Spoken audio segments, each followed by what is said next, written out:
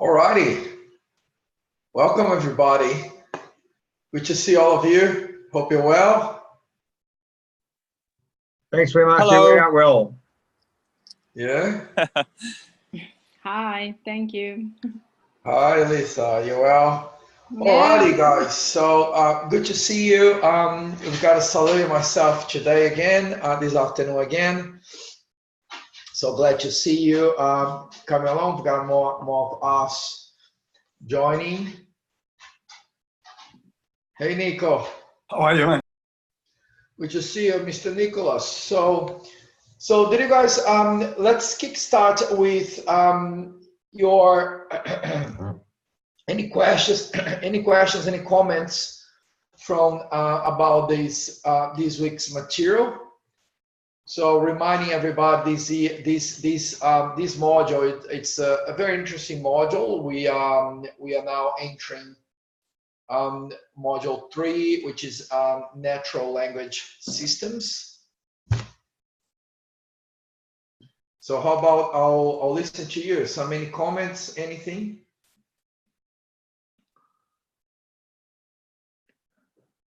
Hi, actually, first of all, happy birthday. I just saw it's your birthday today, is it? It is my birthday. Thank you. Oh, happy birthday! At the end of this whole thing, we need to sing some. We need to sing together. Happy birthday, right? We're gonna do this together. Well, can I just say something before we go on? It's my son's birthday today as well, but it is also. Am I your son by any chance? No, but I just need to. I need to say that. That's all right. But it's my birthday tomorrow. Oh, well, by the end of this thing here, is your son at home? No.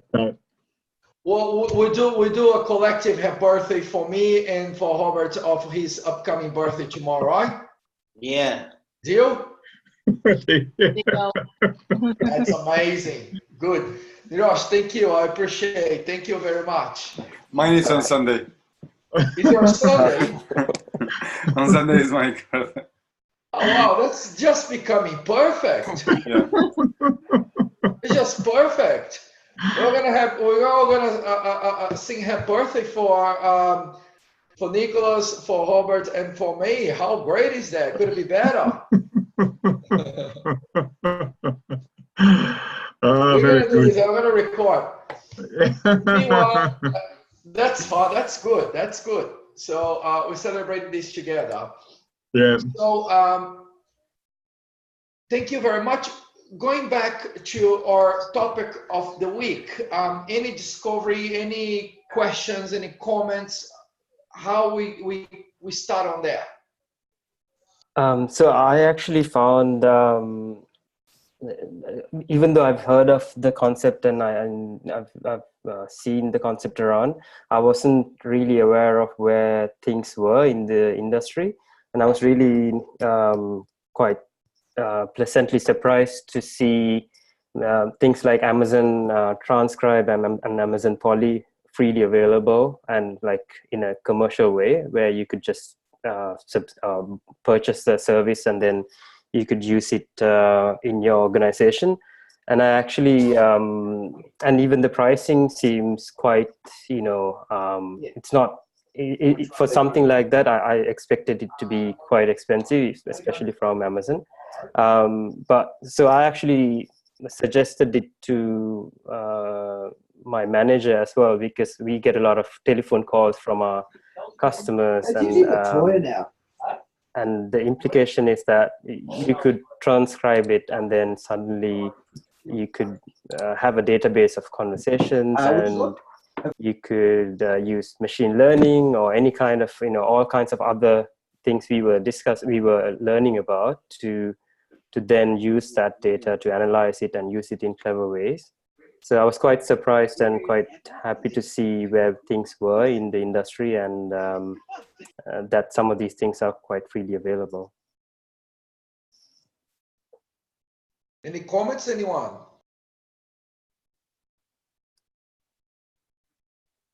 For example, for me, it was a very new concept. So it's one of those things that is there, but never where to start looking. So yeah, it was really interesting.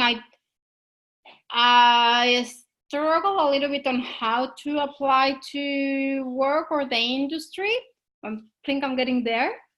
But yeah, it was interesting, like the different concepts and how you can use all of them. So yeah, I'm still trying to get my head all around and make the really good differences between the ones that translate and how I was hearing. I think HubSpot is the one that has the one that also helps you to generate content. Like when people start typing. So I'm still trying to understand how does that one work. But yeah, no, that it's definitely opening the view of really, really interesting things, and well, that's from my side.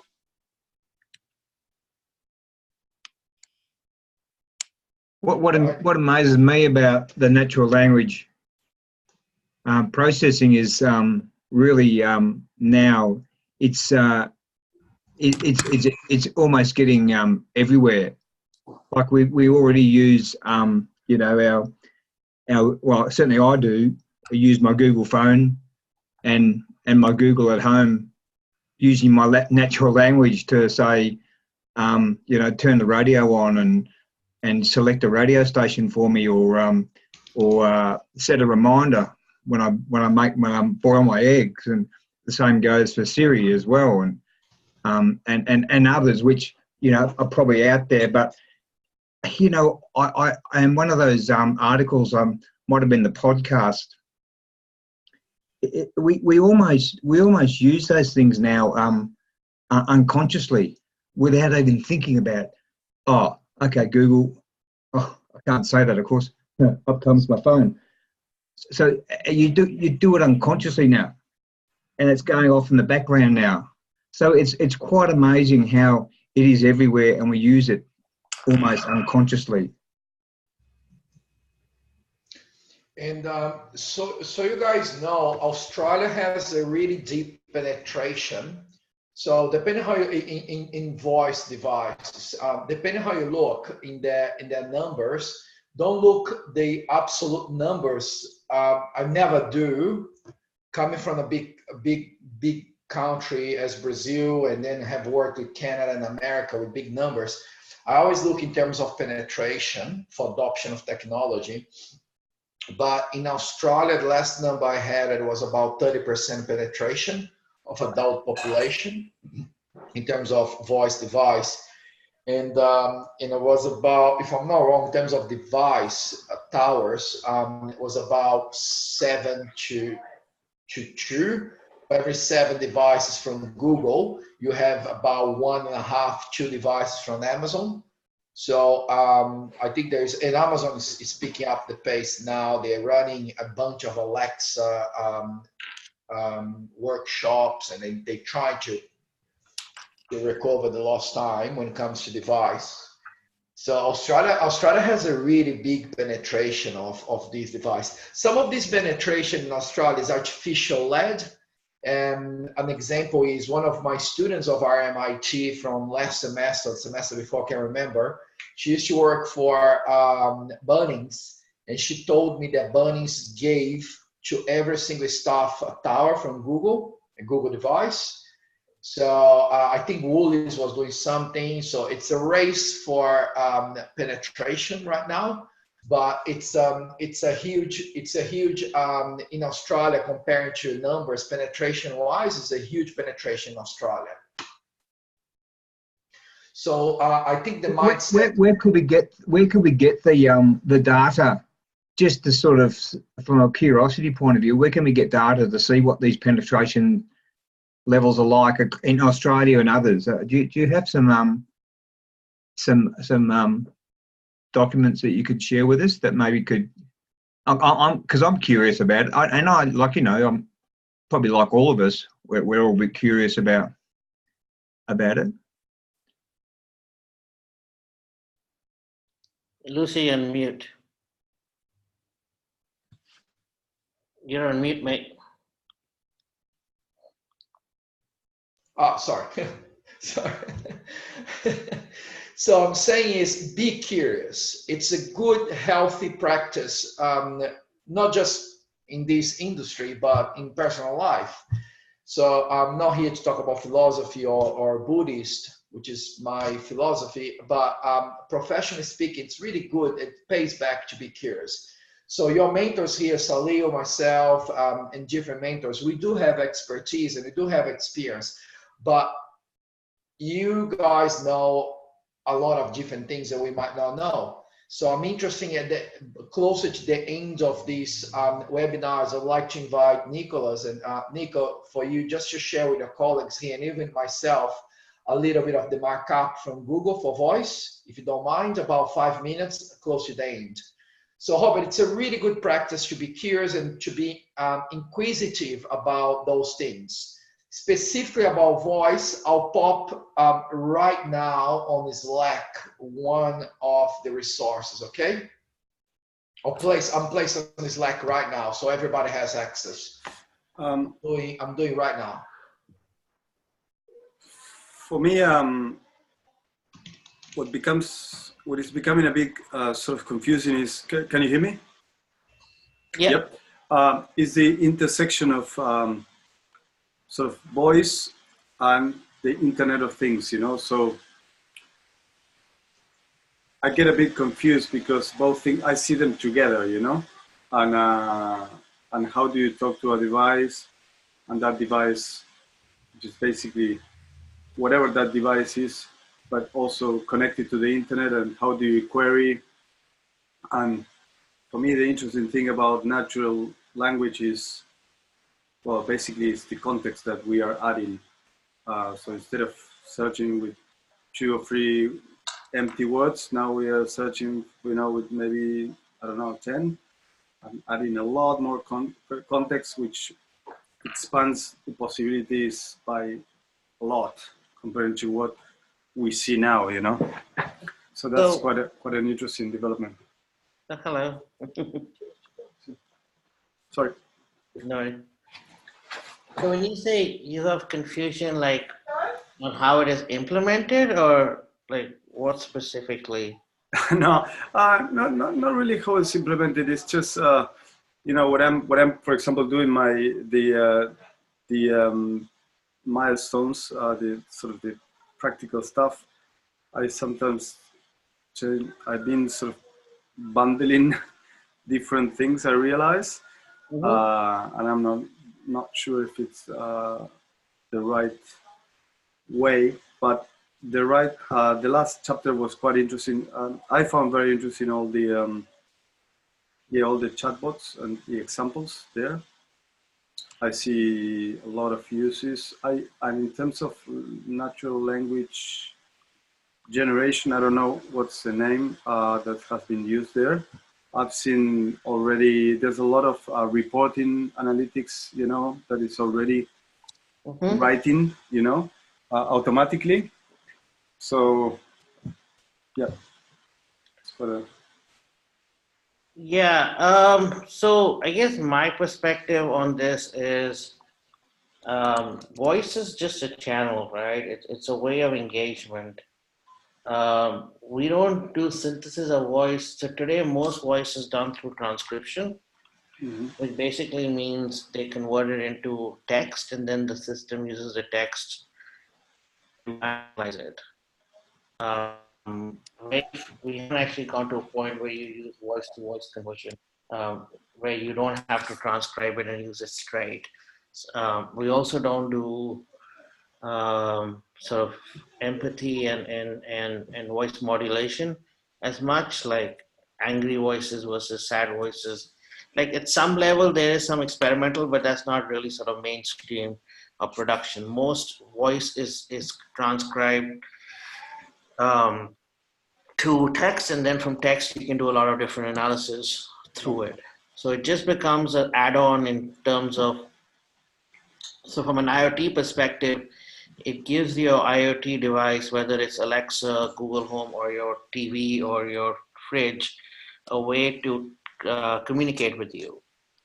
But you could do the same thing by just having a keypad on the device itself when you're entering the question.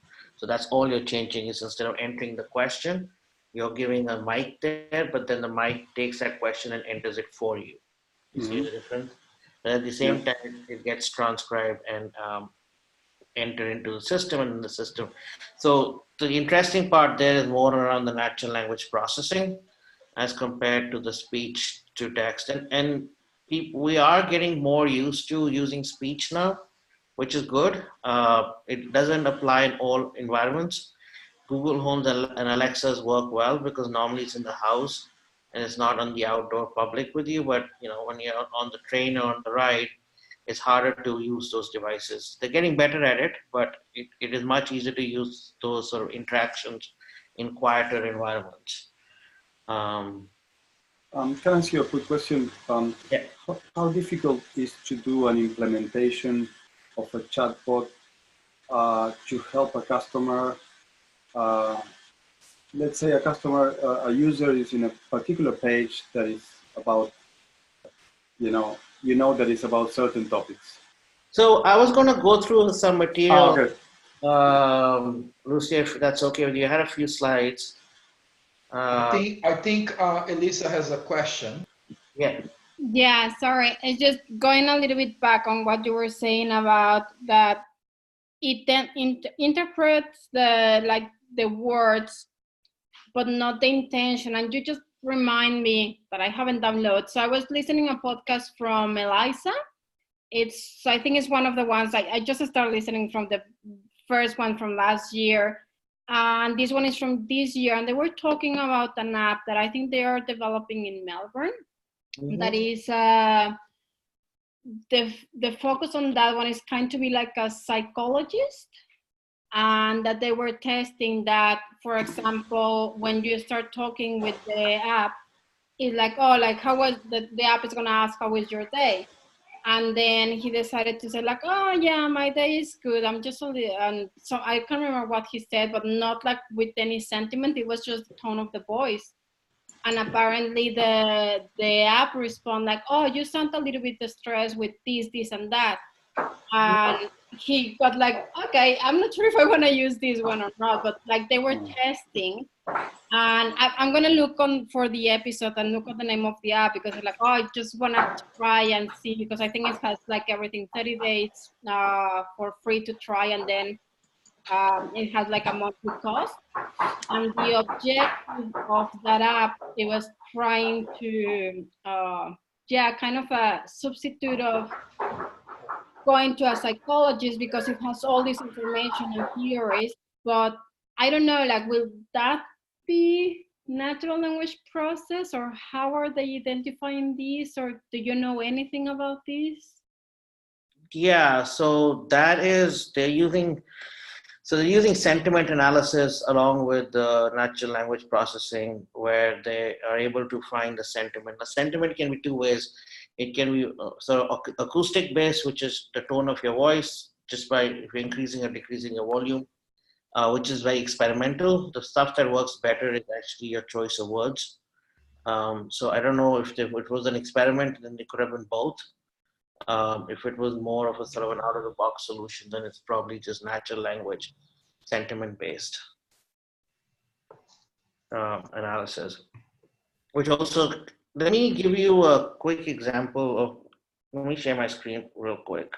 I think if I give you guys a little bit, I just did a talk in a chatbot conference, and I wanted to share a few slides given the conversation today on that, if I can figure out how to share my screen. Oh, there we go. What Salil finds there, I also placed something on Slack just because it was easy for me. So if you can open there later on Slack, there's something I'll be talking soon after Salil explains this. All right, so can you see my screen? All right, so I'm not going to go through the stuff. Here's the part that gets interesting to me of what fundamentally AI does in a chatbot, and why is this sort of, what is natural language processing? So say most AI today, and I don't think this was covered in the coursework and maybe a little bit more technical, but I think this is important for you to get in concept of how to build chatbots. So this is more from a focus of a customer interaction with a service provider like your telcos or your utilities or your bank or things like that, right? Those kind of chatbots. Alexa and Google Home work on the same principle, but they have a much wider and vaster training set. So the examples here are like, I forget my password, how do I log in, how do I set up my account? This concept essentially breaks into two things. It breaks into what is called intents and entities. So the idea that I'm frustrated to log in, basically your way of saying that you need your password reset and you need it on your online billing system, right? So everything that's natural language, and this is exactly where the AI comes in. Historically, you had to programmatically say all the combinations of two different ways somebody could ask a question, right? So I am frustrated, not being able to log into, I'd like to reset my password to any combination. And it is a fairly impossible task for one person to program every different way, even using regular expressions and stuff like that, to say that these are all the different ways a system can understand. In AI, what we do is we actually just give them about 20 different ways a person can articulate an intent or a verb. Like, I want to change my password. I want to set up an account. I need to set up an appointment. I need your hours of operation. Those basic customer care kind of things. Do I want to pay my bill? What is my account balance? Email me my last invoice. So all of those intents, we find about 20 different ways that it's said in the business. And then the AI takes care of the rest of it. So I can throw it a question and the AI will come in and say, okay, when this person is saying this, their intent is actually this. This is the entity that they want to work with, because it says billing system. I can say a sentiment. This is to your idea. So we have a tone analyzer which says, this is the emotion of what they're talking about. And then I can add more context to it, like who the person is, because they may have identified themselves, and what is the interaction with them, right? So on the left side is what's traditionally considered as unstructured data or natural language. On the right side is what the AI converts it into. And once you convert it into this, you can have a lot of different interactions. I'm almost done. Like this one here. Let me see here. Button, let's see, assistant.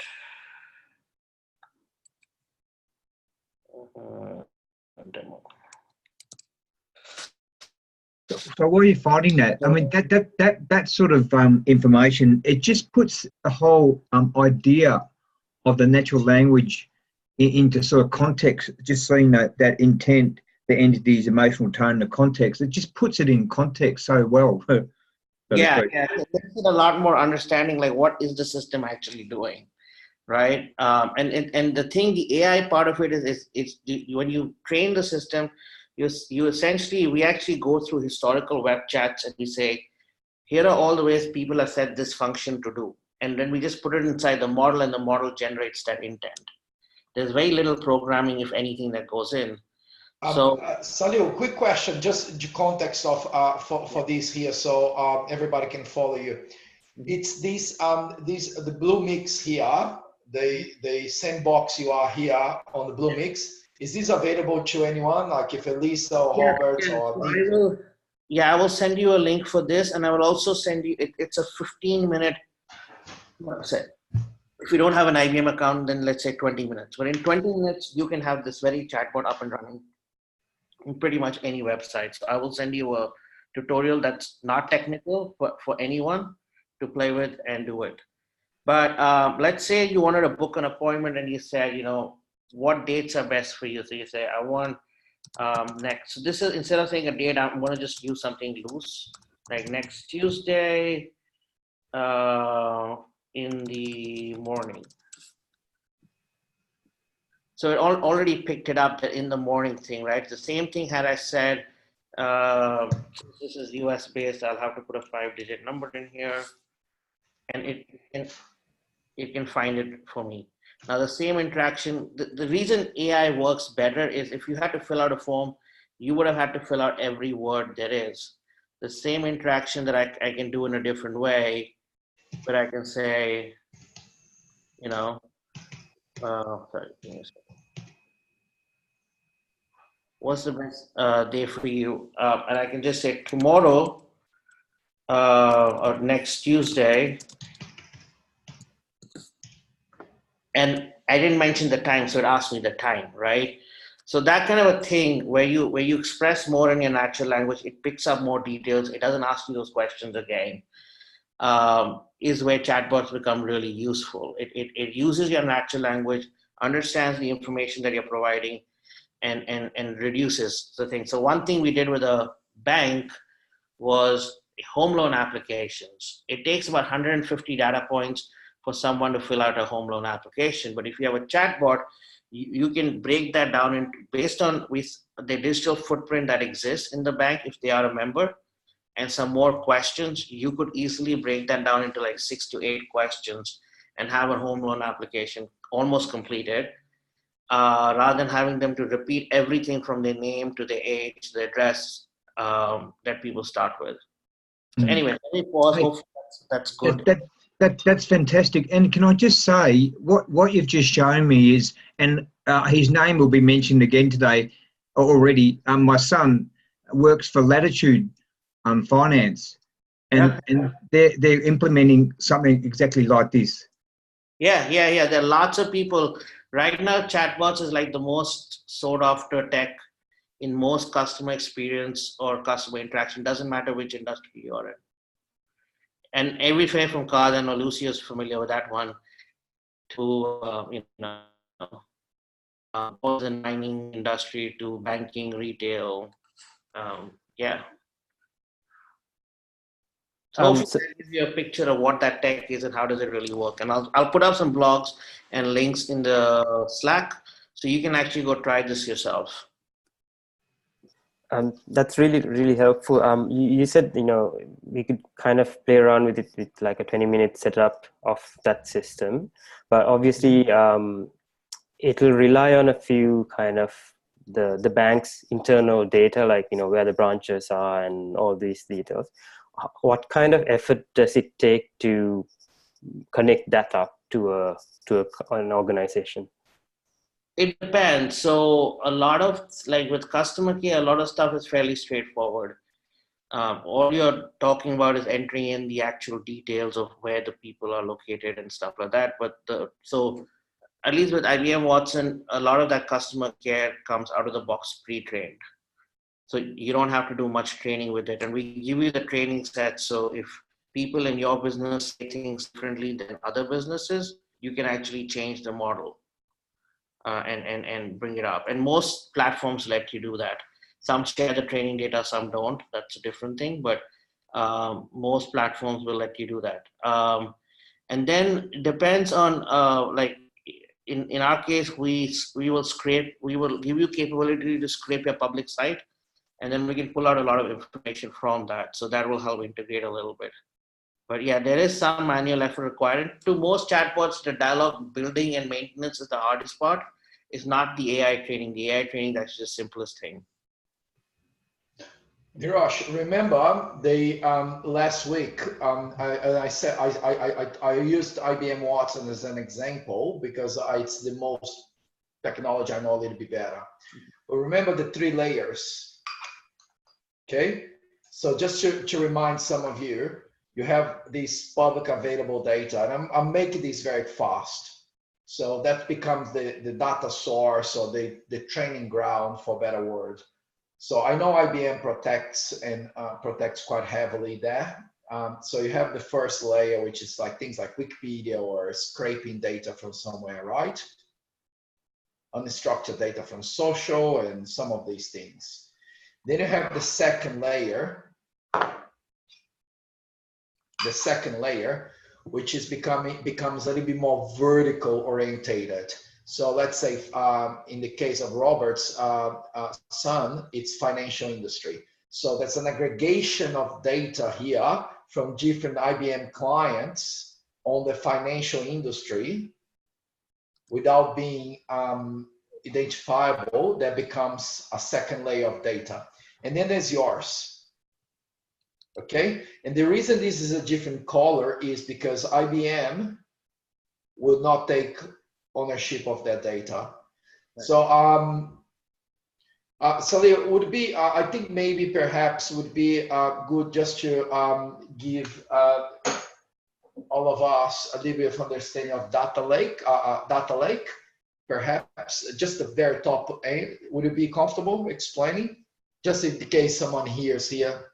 Yeah. I mean, basically, the idea is that to sort of what Lucio is saying is a key part of making these technologies is to make them sort of available in compliance. In fact, only 11% of AI technologies actually make it from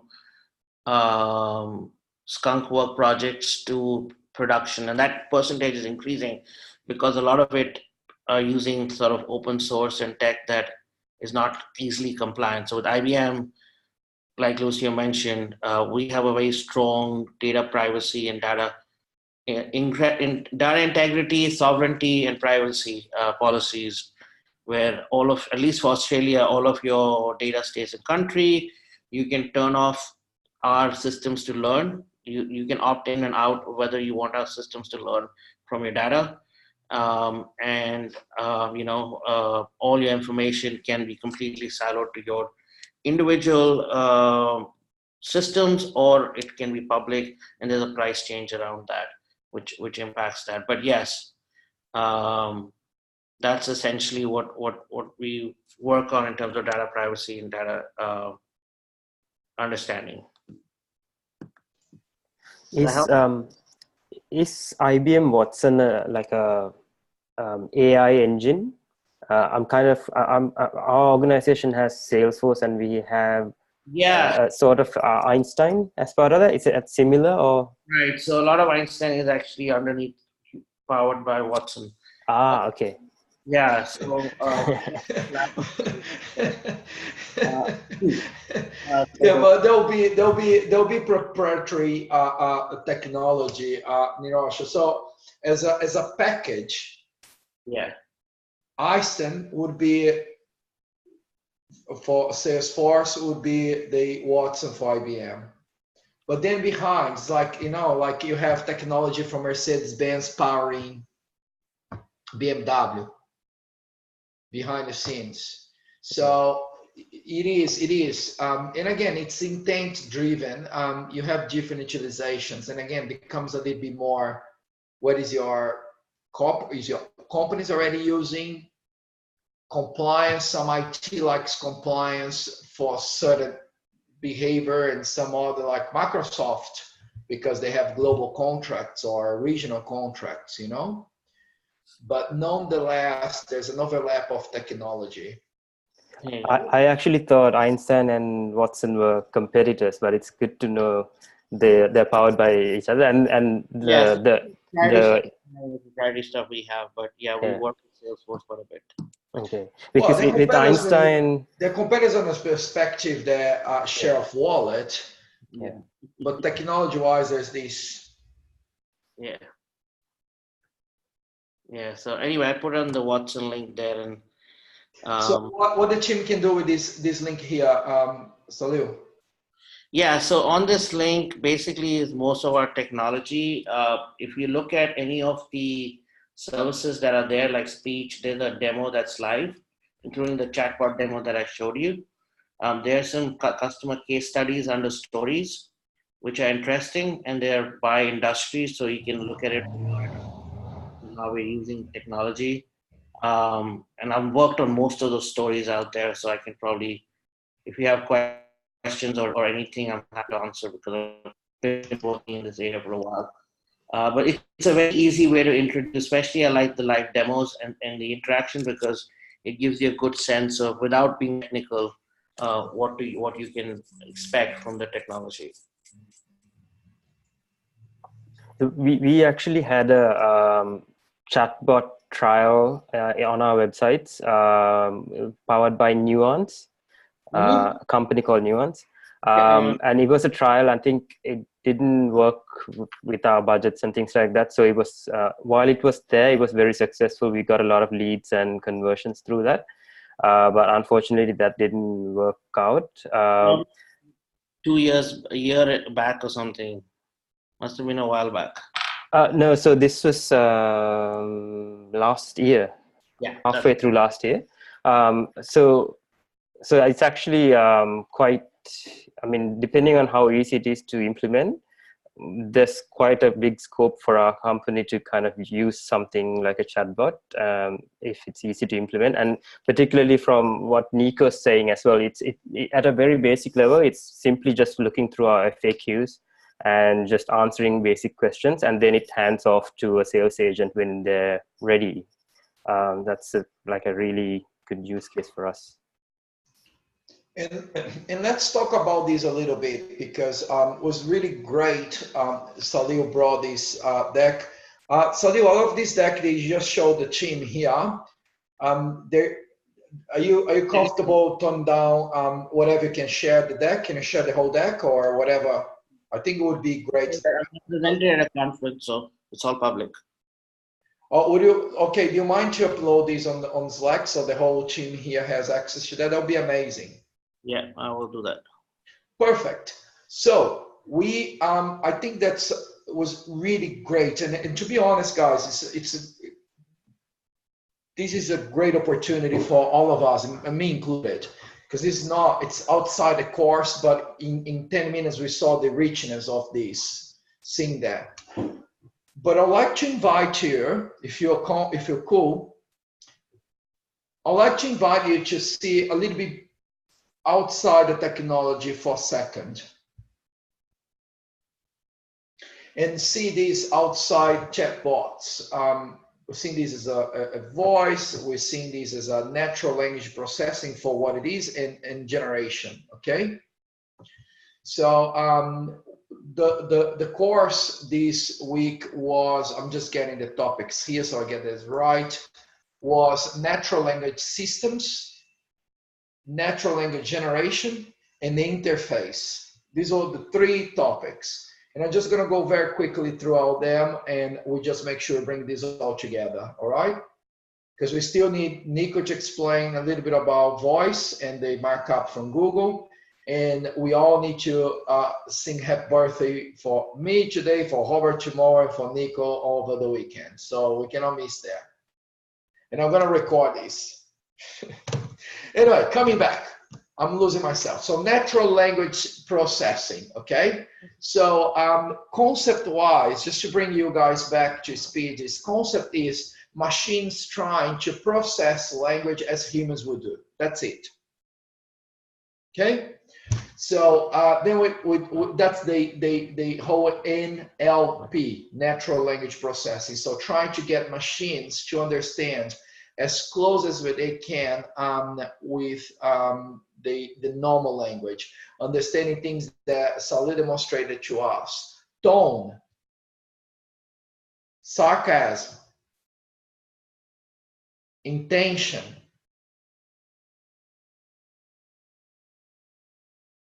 pause, but I just did it. How the machine understands pause, what pause means. Am I processing? I'm about to reply. Am I angry? Am I happy? And so all this sort of stuff. So it's a pretty complex, it's a very complex topic. So ultimately, natural language processing is about that. Generation is perhaps a good example would be, I was reading something about JP Morgan, the bank in America. They locked, I think it was 2 or 3 years deal with a company called Persado.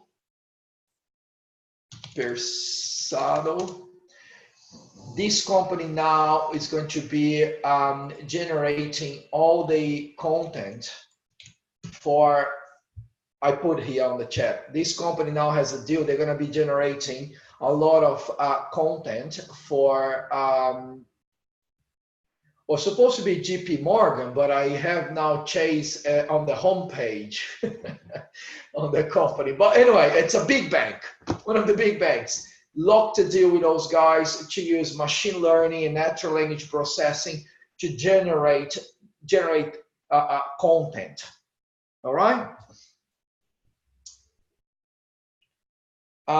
There is, I mean, I'm not going to go there. So I was about to share something else. So would be things like if you are Bupa or if you're Medbank and you're building up a huge amount of content for your marketing, that's one of the resources you can be utilizing. Okay, so you generate new content, generate new articles. This is the only example I can imagine right now, but this is about the generation. Okay, and also think about voice. All right, so you have the whole element of input and output. You have an in and out. You have the natural language processing, understanding on the tone of your voice, on the pauses, and so forth. We saw the technology, and Salil did a really great summary masterclass wrap up for us on the behind the scenes of technology. He also explained to us that the technology is there. Like I think Salil said, about 20 minutes, you can come up with a bot. All right. The question I pose to you and the place I'm trying to lead you to is to think about the two other components of this. One is the planning. Why on earth am I doing this? So Nirosha was using an example of bot, or perhaps I was talking to Nicholas about utilizing this as a lead generation. As a customer service, as a mid of the funnel, as informational. So imagine a chatbot that sits at the doctor's hands or nurse's hands that just accesses all the guidelines and information. Imagine a chatbot that's been built by to a really large law firm, where using technology to bring up compliances and be updated with the new changes in laws or governance practices, and you need that speed. So you have the interface on the mobile of a chatbot, but it's serving that purpose of speeding and scaling information. So that case study where you sit down and you say, okay, why on earth am I building a voice? Or why on earth I'm going to build a bot? Or why on earth I'm going to be generating new content or utilizing natural language process? So that's pillar number one. And then you move into pillar number two, which is I like to call business architecture. And then you need to be building all these components of these dialogues and all those paths when you need to decide to move into a human being, or where are your dead ends, and building up these blocks of dialogues and these potential ramifications and trees and paths. That's a quite full-on piece of work, and it requires talent. And depending on what you're going to do, I've seen some companies utilizing philosophers to understand moral, to understand things like empathy, to understand things like perception, to understand actions. And that leads me to this slide, to this image that I placed on Slack for you guys right now. So I'm not quite sure how many of you guys can open there, but this is just a quick study done by IKEA, where they interview about 20,000 British. Because at this point in time, we need to define the personality of this bot. In my first interaction with you, Derek, is, hey mate, or is that, hello, how can I help you, sir? So you need a tone of voice. You need a personality. So can you imagine a personality of a bot by Cadbury being exactly the same as Vegemite? How about a Vegemite and a Telstra? So that requires a lot of thinking, okay? So my suggestion to you is to not disbalance the value of the business need or objective, the architecture, thinking from the personality into behavior, into actions, and the technology. What I shared with you, and I'll stop talking 10 seconds, what I shared with you is a quick study that IKEA did with 20,000 customers in UK, and they were talking about what form of AI should take. It should be human-like or robotic. But the thing that really interesting here, it's the bottom right. Should your AI fulfill your needs before you ask? And 60% said yes, which is predictive analysis. So, which is quite surprised that the bot telling me, hey, Lucy, you're getting depressed. You're getting anxious. Hey, Lucy, you're about to spend money, you don't have it. So, about religion, you know what I mean? Does your voice believes in something? So majority says no. Emotions, detecting emotions, 84%. And very interesting, should your AI reflect your values and your perception of the world? Yes. So what happens now, and this is for the sake of example, what happens now if I'm a big fan of Donald Trump and Salil absolutely cannot share the right view of Trump. And I am a bot that needs to talk politics. Where do I position myself? How do I deal with that? Because we all want a virtual version of ourselves. Okay? So end of my TED talk. Up to you guys now.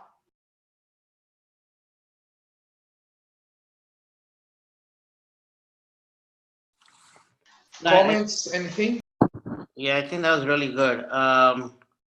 There's a lot of, in fact, the one comment that I wanted to make, which you touched upon, was the whole digital image of a company across a lot of these AI technologies like chatbots or your devices and IoT stuff is a whole new area of sort of jobs and roles of the future, right? I know people who aren't script writers or journalists are now writing dialogues for chatbots. And I know people who are essentially marketing people are now trying to figure out, as Lucio presented, was, the chatbot experience or the AI experience of Disney. And Disney actually uses a lot of AI in sort of the different mobile apps and different sort of interaction experiences that you have is very different from the voice that you would hear inside the BMW car when to switch on your music, or your Mercedes car, right? Or any car for that matter of fact. So coming up with what that digital and interpretation of your brand is, and how is it that's gonna be in the market, is a big piece of work, and it's a fairly unsolved puzzle. People don't like the computer voice as much, and the more you get used to their voice, everyone wants to be more unique. So those are sort of challenges of the future, which I think opens up a whole thing interesting. There's a company that I work with. Let me share my screen real quick again to show you one more quick thing, and I'll post the link as well. I kind of talk and sort of bring up things as we're going about, but kind of this is sort of the most latest stuff that I see in this area. So not this. Where's Has anyone heard of Soul Machines? Era of AI. So Those machines. go on. Humans, and our customers are super creative. Direction. What we love about So that is like a facial representation. I worked on this project. So Soul Machines is actually created a company. It's based out of New Zealand. The guy who did the graphics for the movie Avatar is his startup. So deep Hollywood connections. NAB just launched their Avatar, and Air New Zealand has one. But when we worked on it the first time, we actually worked on it for helping increase interaction with people with disabilities and mental illnesses. And so everything had to be like the amount of time the eyes looked at you, how many blinks they had, the smiles, the whole thing there was a lot of attention paid into like all the softer sort of touches in the human interaction. So I'll post some links around this, but this sort of combination of an AI engine with sort of the human expressions is sort of getting closer and closer to sort of this integrated experience, which I thought was very interesting. So anyway, that's a little share from my side. I'll post the links. What's their name again, Salil? There are a couple of companies that are doing it. The two that I work with are Soul Machines and FaceMe. But yeah, they're fairly the industry leaders in getting that human face front to some of these sort of AI experiences. I think sometimes, like at this stage in the industry, there's a bit of an you have to make a decision whether you actually want to make it human-like sometimes, because sometimes, you know, if the underlying kind of answers or the intelligence isn't quite up there, but it looks like a human being, people can be disappointed with the answers, or you know, they might start engaging as a human. Even with a chatbot, we've seen examples where people are just talking as a normal person, and they may be asking about other questions or irrelevant things. I think in some cases it makes sense to make it look like a bot, quite obviously, depending on the use case as well. And it's a hard thing, because sometimes you do that and then they lose credibility. They might think, oh, I just want to speak to a real person. So it's not easy to find that balance. You're right. In most of these cases, in all of these cases, in fact, the thing that was common was when they invested in it was a launch of some kind. So when Air New Zealand did it, it was these massive sort of come talk to us stations. And Air New Zealand had just launched new flights to the US. When Eubank did it, was some sort of a market. Most of these were big marketing campaigns, which is why I brought it up here, AI and marketing. But yeah, you're right. You wouldn't want this to be handling angry customer trying to leave you, and is already getting more frustrated. Yeah, that's probably not the best place to use it. So you're right. There's a point in time place for this, and may not be. It's not like you want to put this everywhere. So there's a thing in robotics called uncanny valley. So I'm putting here for all of you. So this is a little bit outside this, but it's so relevant to what Nirosha was saying now. So it's uncanny valley, and this is an effect that, in terms of performance, if a robot looks too much like a humans, you drop the engagement. I've done something in the video here which I don't know how to undo. Jesus, what I'm doing.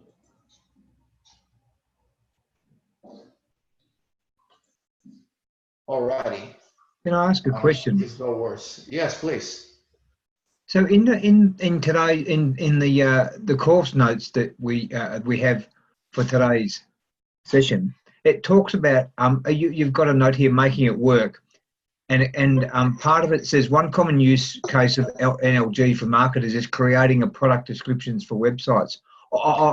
Actually, the line before that says you need appropriately structured data set. And is that a broad sort of definition of say and what I went on to say was the product descriptions. Is that what your data set is about in the context of what that meant when you say making it work? I think, I mean, in my perception, NLG, to be honest, is an overly used statement, because natural language generation gives the impression that you're creating language you're generating language. It's not the same as a writer sitting on a blank piece of paper and starting to write something completely out of their mind, right? Natural language generation is more about cutting and pasting and understanding, bringing together existing pieces of text to create some new text, but it needs to have like a data repository of product descriptions to come up with a description. So depending on how you look at the word generation, to me it's more sort of understanding which text is most relevant and presenting that back in a clean manner. The other thing, natural language generation, and this is why IoT devices and product descriptions work better, but not like essays and speeches, is because it's very hard for it to be grammatically correct. We're getting better at it, but to make sound grammatical complete statements is not something that we are there yet. So just to carry on from that, then and the last line of that actually confirms what you just said. Is it says here it will happen eventually, but marketeers can't yet instruct NLG platform to write product descriptions without giving it the information it needs. So yeah, is that what you mean? Yeah. We used to have a technology which we have taken off, this kind of thing, but that was actually really interesting. What that would do is it was an AI-based assessment for marketeers on the language of an event. So what it would do is, like, say you've gone to a rock concert or a sports thing, it would look at all the tweets and the social media stuff that was being generated. And then if you were a marketer and you wanted to target that audience, it would say which word is more resonant with that audience based on what they're tweeting. So it would say, it would give you a couple of choices of words that is more resonant based on the likes and the reshares of tweets or social media posts that were made using those words.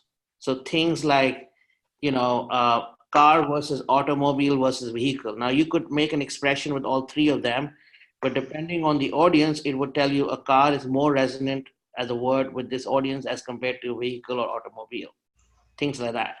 And it would actually take your text and give you options, almost like a synonym, but synonym based on a social media and a specific sector of audience. So that could also be another way of doing natural language generation, is what I'm saying. So guys, this is being fascinating, and we are walking to our last 2 or 3 minutes, and I need to open the floor to any last questions. So one thing, just Robert, just to build on that as well. Think about the language generation, even being invisible language generation. So imagine, for example, for the sake of this example, you are Kmart, and you have hundreds, if not hundreds of thousands of products, right? Meyer, hundreds of products, photos, and you need to translate these into meta tags of some sort. You need descriptions, color, not just for the consumer, but also for your own control of inventory. So yeah, you can sit down, all of us can sit down and be tagging there. It can be like describing, or can trust in humans' errors, or can have machine visual recognition generating tags and generating words. So guys, this has been fascinating. I haven't forgot about the birthday. I think, Nicholas, we run out of time, but would you be kind enough to extend your hands for the next webinar, just to give a little bit of a round for everybody about the Meta, the new upcoming thing from Google that will turn websites into voice? That'll be fascinating. Great. So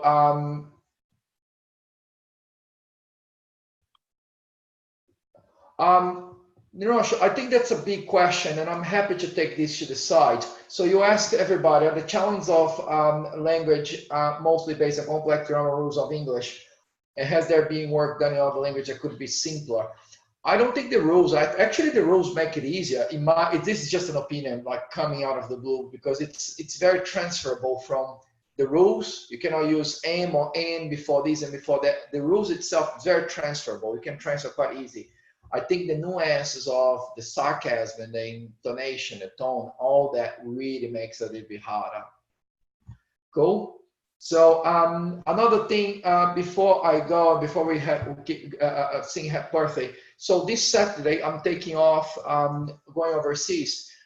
Is how hard it would be. I have two ways to manage the next webinar. One of the ways, probably the easiest one, it's with less complication on my side, would be to make, rather than 6:30 start, to make 7:30 next week only. But before going through the RMIT team, I would like to, just to be fair to you and consult with you first. If anyone feels a little bit uncomfortable, makes harder for anyone here, 7:30, yeah, I'm getting fine with me, much easier for me. I'm getting good. Yep, all good for everybody. Nico and Elisa, good for you guys? Great, I appreciate. So I'll ask the team on RMIT. I tell them that I spoke to you, and that's fine. Just because rather than waking up 4:30 to talk to you, I can do 5:30 morning. You see? So yeah, I'll be in New York on Advertising Week. Then on following, I'm in LA internship on this company called IV.ai. We'll only say free coffee, Philip. These guys here, Salil, they support Netflix on their suggestion machine. Oh, nice. Pretty good. That's cool. So, okay, this is the end. Whoever stays back needs to stay to sing happy birthday to me, to Robert that's coming tomorrow, and to Nico that's coming over the weekend. Whoever wants to stay up, and with authorization, I'll record this because I want to send to my mom in Brazil. She's feeling pretty bad. She's not here with me. And I'll say I'm surrounded by people who are kind enough to sing happy birthday to me. Are you guys comfortable if I just record on my mobile? Yeah, that's fine. Okay, so this birthday is me, my birthday today, and Robert tomorrow, and Nico over the weekend. So Happy birthday to you. Happy birthday to you. Happy birthday, dear Robert, Happy birthday to you. Hip, Hooray! hip, hip. Hooray. thank you. I think this is the first time RMIT had a webinar with people singing happy birthday. So Now we all should sing in the different languages we know. Yeah. Portuguese, Spanish. Which other one do you have there? and Robert, it will be, Yeah. is your background British? Who's going to go first? Oh, this is gonna be a mess. We're stretching too far now. But thank you, Elisa. Very nice, very kind from you. All right, so thank you very much. That's been a highly engaged webinar. Again, thank you, Salil.